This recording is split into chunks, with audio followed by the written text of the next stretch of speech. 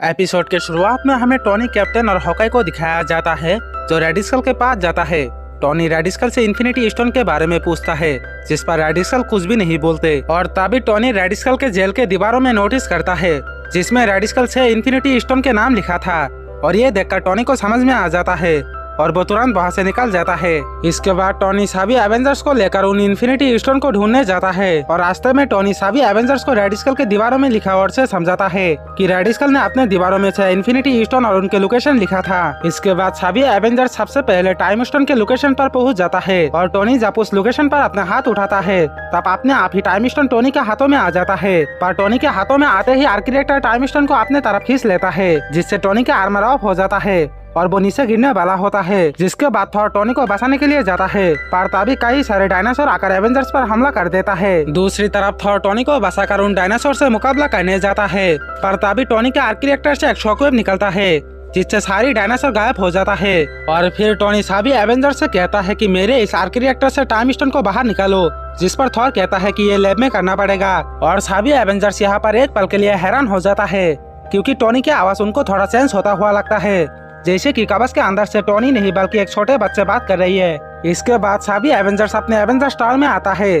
फिर Jarvis Tony को scan करके बताता है कि सूट तो सही सलामत ही है पर सूट के सिस्टम आपके बॉडी सिग्नेचर को पहचान नहीं पा रहे हैं, इसलिए वो काम करना बंद कर दिए है। इसके बाद टॉनी हल्क को उसके मास्क उतारने के लिए कहता है। फिर हल्क जब मास्क उतारता है तब टॉनी और सभी एवेंजर्स को पता चलता है कि टॉनी अब टीनेजर बन चुका है और इसीलिए सूट के सिस्टम टॉनी को पहचान नहीं पाते। और तभी टॉनी के आर्क रिएक्टर से और एक शॉकवेव निकलता है जिससे टॉनी और छोटा हो जाता है।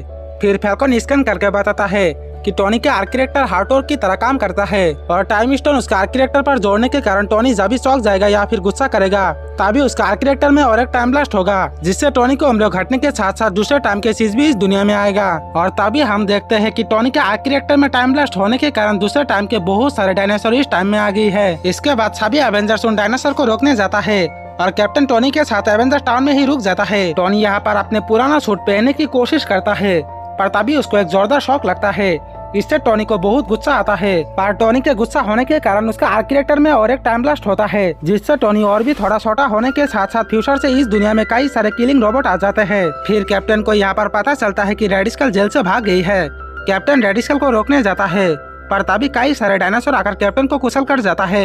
रेडिस्कल यहाँ पर मौका देखकर टॉनी से टाइम स्टोन छीनने जाता है पर टॉनी टिक लगाकर थॉर के पैर डॉक उसके पीछे छोड़ देता है और खुशी खुशी अपने पुराना सामानों को चेक करने लग जाता है। उसमें टॉनी को अपने द्वारा बनाया गया पहला कवच का डिजाइन मिल जाता है जिससे देखकर टॉनी कहता है कि आप इससे मैं अपने आर्क रिएक्टर को चला सकता हूँ। और फिर टॉनी उस डिजाइन से अपने नया सूट बनाने में लग जाता है पर तभी टॉनी के दिल के धड़कन बढ़ जाता है जिससे और एक टाइम ब्लास्ट होता है। दूसरी तरफ सारी एवेंजर्स मिलकर लगभग किलिंग रोबोट को हरा दिया है पर तभी हाइड्रा के फाइटर जेट टाइम ब्लास्टर आ जाता है जो आते ही सिटी में हमला कर देता है। दूसरी तरफ एवेंजर्स टावर में रेडिस्कल टॉनी को ढूंढ लेता है और उसे पकड़कर उसका आर्क रिएक्टर से टाइम स्टोन को निकालने की कोशिश करता है पर तभी एक टाइम ब्लास्ट होता है जिससे रेडिस्कल को एक झटका लगता है। फिर रेडिस्कल दोबारा टॉनी को पकड़ने जाता है पर तभी वह कैप्टन आकर रेडिस्कल पर हमला कर देता है। इसके बाद कैप्टन रेडिस्कल को रोकने में जाता है और मौका देखकर टॉनी अपने सूट बनाने लगता है पर कैप्टन यहाँ पर रेडिस्कल को ज्यादा देर तक रोक नहीं पाते, लेकिन जितना देर रोक पाते उतना देर में ही टॉनी अपने आर्मर बना लेता है और उसे पहनकर रेडिस्कल पर हमला कर देता है जिससे रेडिस्कल एवेंजर्स टावर से बाहर जा गिरता है। इसके बाद टॉनी कैप्टन से कहता है कि मैं इसे कंट्रोल नहीं कर पा रहा हूँ, जिस पर कैप्टन कहता है फोकस करो टॉनी, तुम ये कर सकते हो, तुम आयरन मैन बनने से पहले भी एक हीरो थे और हमेशा रहोगे। और ये सुनते ही टॉनी थोड़ा इमोशनल हो जाता है और कैप्टन से गले लग जाता है। और फिर टॉनी ध्यान से अपने आर्क रिएक्टर में से टाइम स्टोन को निकाल लेता है जिससे सभी चीज पहले जैसे नॉर्मल हो जाता है। और फिर हम लोग टॉनी को देखते हैं जो उस टाइम स्टोन को अपने आर्क रिएक्टर से निकालने के बाद वो ठीक हो चुका है। और इसी के साथ ये एपिसोड यहीं पे खत्म हो जाती है।